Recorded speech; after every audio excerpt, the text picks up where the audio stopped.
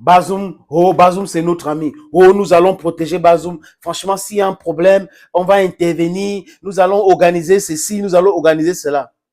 C'est du le l'esbrouf. Le l'esbrouf. Parce que quand l'armée d'un pays décide de se mettre ensemble, je veux dire ensemble, pas le Toto de Abou Takala, qui a fui sur une moto comme une femme enceinte. Bon, d'ailleurs, il s'est déguisé en femme enceinte pour partir. C'est pas de ça qu'il est question. On parle de l'armée. Et l'armée nigérienne était soudée pour changer les choses dans leur pays. Parce qu'ils ont constaté que Bazoum était là. Mohamedou Issoufou, c'était une catastrophe. C'est lui qui a toujours été derrière les coups d'État, le désordre dans ce pays parce qu'il voulait devenir président. Qui a créé les situations de tension depuis 90, 96. Il était toujours là, premier ministre, pas premier ministre, agitateur, pas agitateur et autres. Et il devient président de la République. Il fait 2 mandats et il bâillonne l'opposition. Il persécute l'opposition pour laisser le boulevard à un marionnette. Et ces marionnettes, c'était Bazoum. Marionnette de Mohamedou Issoufou, marionnette de Macron, marionnette des États-Unis, marionnette de la France. Donc, c'est quelqu'un qui était là comme une photocopie. Et c'est cette personne-là qui a insulté l'armée, qui libérait les terroristes, qui disait que les terroristes étaient mieux entraînés, mieux aguerris, mieux armés que son propre armée, qui disait que les Nigériens hors du Niamey, c'était les broussards. Les vidéos sont là. Ce que je vous dis là. Les vidéos sont là. Et c'est monsieur qui disait que la France n'a pas d'intérêt en tant que tel au Niger. Et que non, franchement, le Niger devrait vraiment supplier la France de rester. Incroyable, mais vrai. Il a dit, pour ceux qui veulent discuter, la vidéo est sur cette plateforme. Allez regarder la vidéo, les amis. De Bazoum qui racontait ces choses-là. Et quand l'armée prend ses responsabilités, les gars qui ont été imposés par la CIA, les drogués, les erreurs de l'histoire politique de l'Afrique, les présidents trafiquants de drogue, comme l'autre au Nigeria, les rebelles comme Alassane Dramane Ouattara, un rebelle, quelqu'un qui fait des coups d'État, qui fait la rébellion, qui demande qu'on bombarde la présidence de son propre pays, les vassaux comme Talon, comme Umbalo, c'est là pour parler. Heureusement qu'on a quelqu'un de lucide comme George Oponweya qui avait dit, mais attends, vous ne pouvez pas soutenir les coups d'État institutionnels et les coups d'État constitutionnels et condamner les coups d'État militaires. Ce n'est pas possible. Regardez ce que Macky Sall est en train de faire au Sénégal. C'est pousser l'armée à prendre ses responsabilités. Donc, quand il y a des choses comme ça qui se passent, on ne voit pas ce machin qu'on appelle la CEDEAO, qui est la France CEDEAO. On ne voit pas. Voilà donc les gens que certains nous demandent de respecter. On ne peut pas respecter les gens comme ça.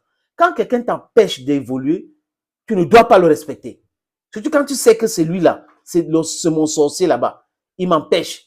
Il ne veut pas que j'avance. C'est vraiment, you have to pinpoint. It's important. Les amis, je vous le dis, que certaines de ces personnes, je répète encore, ne méritent pas notre respect. On doit les manquer le respect. Parce que si nous voulons nous libérer, nous voulons notre liberté monétaire, alimentaire, éducative, et que les gens nous empêchent, ils veulent que nous restions dans le système actuel. Sachez que c'est des satanistes. On ne peut pas nous demander de respecter les gens comme ça. Quelqu'un qui est en train de détruire ton avenir, qui piétine ton avenir, tu le respectes par rapport à quoi? Les amis, je vous suggère d'écouter ça.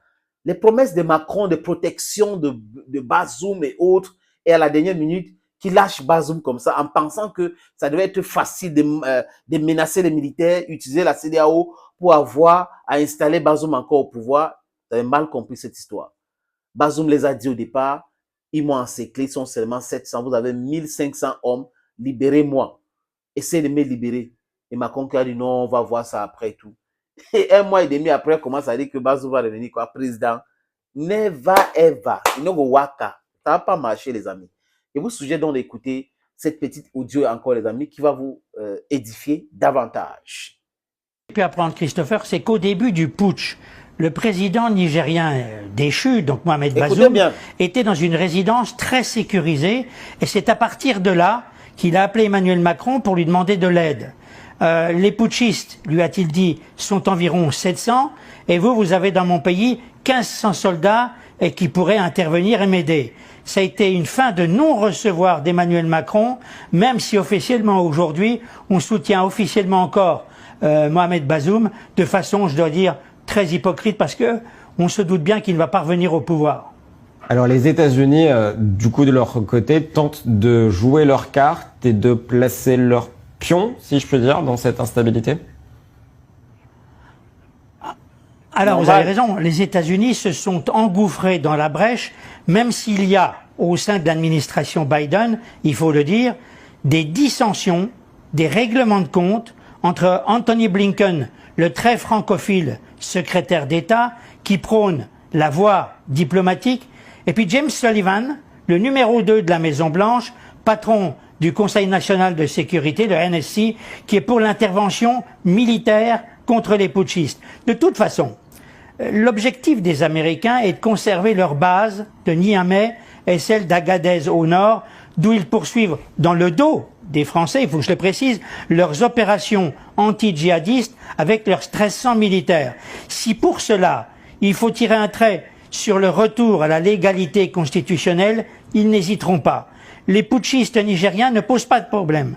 Ils savent que sans les capacités de surveillance américaine, tous leurs efforts pour combattre les djihadistes seront vains. Pour l'instant, en tout cas, Christopher, il n'y a pas de remise en question des accords de défense avec les Américains. Les Américains laissent leurs alliés français prendre les coups. Ils jouent leur propre partition, celle que j'appelle la partition des faux amis. Alors en quelques mots rapidement, Christian, l'avenir de la France militaire, l'avenir militaire de la France est-il menacé?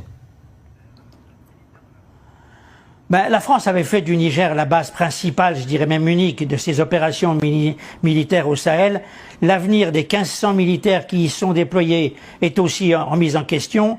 La rhétorique anti-française prend de l'ampleur et tous les accords de coopération militaire signés entre la France et le Niger depuis 1977 ont été dénoncés, ce qui revient à exiger leur départ du pays. Pour l'instant, la question n'est pas posée, mais elle pourrait l'être à court moyen terme, en dépit d'un début de pourrissement de la situation, comme on peut.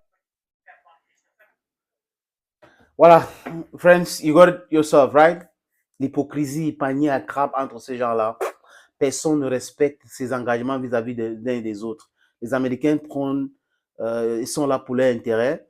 Et la France pensait que c'est l'ensemble et tout. Non, que non, que non. Les gens sont fatigués de cette France-là qui s'enrichit sous le dos du peuple africain. Les Africains eux-mêmes sont fatigués et d'autres personnes commencent à comprendre ce tas de choses parce que la brutalité ne va jamais aider. Parce qu'aujourd'hui, on a d'autres partenaires qui sont prêts à nous défendre, militairement même. Donc, du coup, ça change un peu le paradigme. Ce n'est pas comme à l'époque où ils pouvaient insister, envoyer les avions, menacer autres et on devait laisser faire. Non, c'est fini. Et la jeunesse est plus éduquée aujourd'hui. Je veux parler de l'éducation politique. On est pour l'émancipation de l'Afrique. Thank you for watching this other video. Bazoum, tu croyais qu'il devait te soutenir, n'est-ce pas? Il t'a lâché à la dernière minute. Bye bye for now.